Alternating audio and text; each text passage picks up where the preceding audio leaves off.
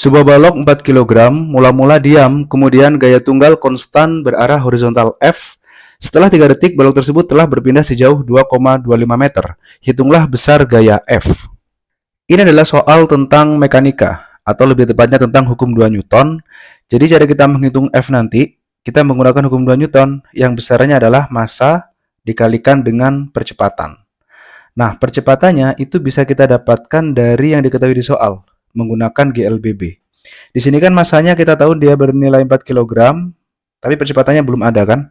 Percepatannya bisa kita hitung menggunakan GLBB, yaitu di sini bahwa diketahui mula-mula itu diam. Diam itu berarti kecepatan awalnya sama dengan 0. Setelah 3 detik, ini adalah waktunya dan ini perpindahan yang ditempuh oleh benda. Kita bisa menggunakan persamaan GLBB untuk menentukan jarak, yaitu S sama dengan V0T ditambah setengah AT kuadrat. Jarak atau perpindahan maksudnya ya. Terus di sini kita tinggal masukkan angka-angkanya. S-nya adalah 2,25, V0-nya 0, 0 dikalikan T-nya 3, hasilnya nanti sudah pasti 0, ditambah dengan setengah AT-nya adalah 3 kuadrat. 2,25 sama dengan setengah AT kuadrat berarti setengah dikalikan A, 3 kuadrat adalah 9. Di sini 2 dan 9 kita bisa pindah ke ruas kiri. Dia menjadi 2 dikalikan 2,25 untuk 2-nya ya. Kemudian 9-nya nanti menjadi penyebut kan? Seperti ini. Sehingga nanti A-nya adalah 2 kali 2,25 per 9. 2 kali 2,25 adalah 4,5 per 9. Nah, 4,5 per 9 itu kan setengah ya. 4,5 dibagi 4,5 hasilnya 1. 9 dibagi 4,5 hasilnya 2. Berarti A-nya nanti adalah setengah meter per sekon kuadrat. Nilai A sama dengan setengah ini kita masukkan ke rumus F sama dengan M kali A. M-nya adalah 4, kemudian A-nya setengah. Berarti jawabannya nanti adalah 2 Newton. Dengan demikian, pilihan yang tepat untuk soal ini adalah pilihan yang C. Gelombang transversal menjalar dengan kecepatan 20 meter per sekon pada tali di bawah pengaruh tegangan 16 Newton.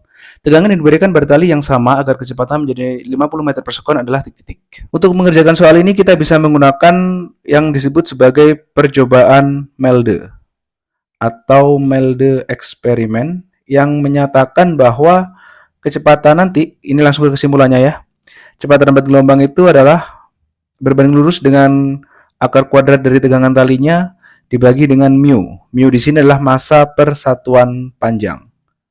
Oke, dia seperti ini.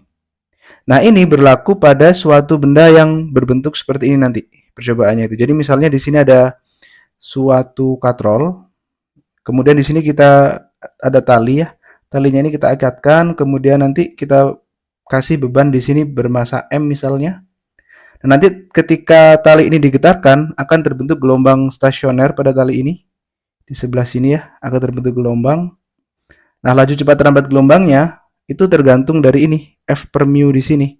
Jadi F-nya itu adalah gaya tegangan talinya yang ini. Ini F-nya. Nah, mu itu adalah massa tali dibagi panjangnya ya. Jadi mu itu M per L. Di soal ini diketahui kecepatannya 20 meter per sekon. Itu kita anggap saja sebagai V1, yaitu 20 meter per sekon. Kemudian gaya tegangan talinya adalah F1, yaitu 16 Newton. Kemudian tegangan yang diberikan pada tali. Berarti kita mencari F2. Kemudian kecepatan 2-nya, V2 adalah 50 meter per sekon. Nah, di sini karena talinya sama, maka kita bisa tulis bahwa mu1 sama dengan mu2 ya. Berarti nanti mu pada persamaan ini bisa kita coret nanti kalau mereka sama. Jadi ini karena ada dua keadaan ya. Ini adalah keadaan pertama, ini keadaan kedua. Ini kita bisa bandingkan saja sebenarnya.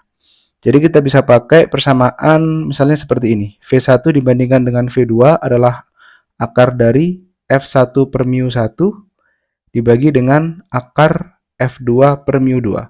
Jadi kalau kalian ya nemu soal-soal yang ada dua keadaan seperti ini cukup dibandingkan saja. Dan nanti variabel-variabel yang sama bisa dicoret. Contohnya ini mu1 dan mu2 kan dia talinya sama ya ini. Berarti dia bisa saling meniadakan gitu. Nah, baru setelah ini supaya akarnya itu hilang bisa kita kuadratkan di kedua ruas.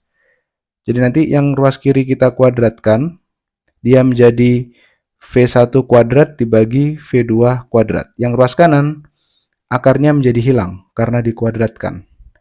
Baru kita masukkan angka-angkanya sekarang. V1-nya 20 kuadrat, terus V2-nya 50 kuadrat, F1-nya adalah 16, F2-nya yang kita cari. Ini kita bisa lakukan perkalian silang ya biasanya. Jadi 20 kuadrat kali F2. 20 kuadrat itu kan 400 ya. Berarti nanti 400 kali F2 sama dengan 16 kali 50 kuadrat. 50 kuadrat adalah 2500. F2 menjadi 16 kali 2500 per 400. Di sini ada 0,2 bisa kita coret seperti ini. Kemudian 16 dibagi 4 hasilnya adalah 4. Berarti F2-nya adalah 4 dikalikan 25. Yaitu hasilnya adalah 100. Ada ya di jawaban. Jadi jawaban tepat untuk soal ini adalah pilihan yang D. Indeks bias suatu medium gelas sama dengan 1,5. Jika alfa adalah sudut kritis pemantulan internal total pada antarmuka medium udara gelas, maka tan alfa sama dengan titik-titik. Ini adalah soal pada optika geometri, yaitu materi tentang pembiasan. Jadi yang disebut dengan sudut kritis di sini, itu kita kalau menggunakan hukum Snellius ya, itu kan gini. Misal ada suatu permukaan datar seperti ini. Nah, permukaan datar ini nanti adalah batas dari dua medium. Misalnya yang atas adalah udara dan yang bawah adalah kaca misalnya, seperti pada soal. Nah, yang dimaksud dengan sudut kritis itu adalah sudut ketika cahaya misalnya datang dari dalam kaca. Nah, nanti kan sudutnya itu kalau cahayanya datang dari kaca seperti ini ya, dan ini adalah garis normal, maka pembiasannya nanti menjauhi garis normal. Pembiasannya nanti ke arah sana. Nah, seperti ini. Tetapi besar sudut beloknya ini, sudut bias atau R kita sebutnya, dan ini adalah sudut datang I. Besar sudut R itu ditentukan oleh seberapa besar indeks biasnya ini.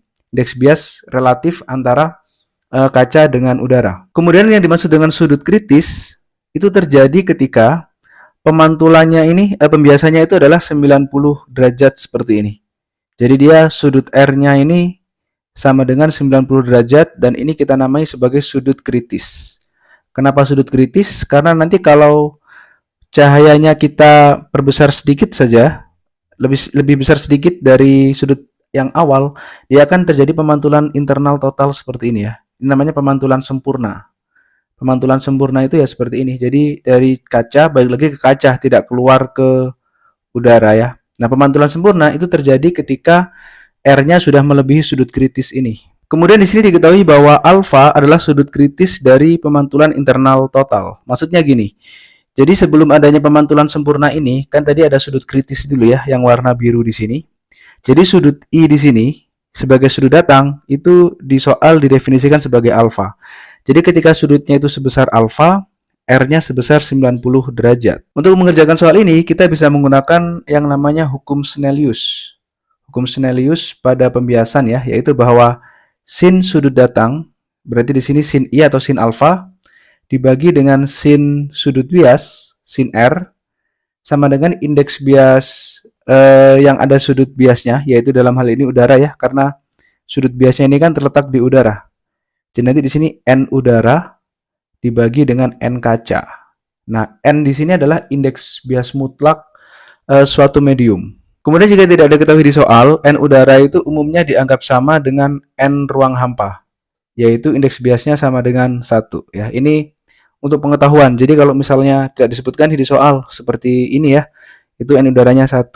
Nah, kemudian di sini kan kita tujuannya mencari alfa. Mencari tan alfa lebih tepatnya ya. Jadi nanti sin alfanya akan dibagi dengan sin R. Sin R itu sin 90. Berarti sin 90 kan 1 ya. Seperti ini, yang ini 1. N kacanya adalah ini, indeks bias medium gelas, yaitu 1,5. Ini adalah sin alfanya. Sehingga nanti kita dapatkan sin alfa sama dengan 1,5. 1 per 1,5 maksud saya. Nah, ini kita akan menentukan tan alfa dari sini. Caranya kita gambar saja segitiga di sini. Yang salah satu sudutnya adalah alfa ya, dan salah satu sudut yang lain 90 derajat. Nah, sin alfa 1 per 1,5, sin itu definisinya adalah sisi depan dibagi sisi miring. Berarti nanti sisi depannya yang ini, sisi miringnya yang ini. Sedangkan tujuan kita adalah mencari ini, tan alfa. Tan alfa itu merupakan sisi depan dibagi sisi samping. Sisi samping kalau kita lihat di gambar segitiga itu yang bagian ini ya, sisi samping. Nah, cara mencari sisi samping di situ kita bisa gunakan persamaan Pitagoras, yaitu berarti di sini sisi miring dikurangi sisi depan. Pengurangan kuadrat dari sisi miring dikurangi sisi depan, yaitu 1,5 kuadrat kalau dia dihitung adalah 2,25, 1 kuadrat adalah 1, berarti nanti sisi sampingnya adalah akar dari 1,25.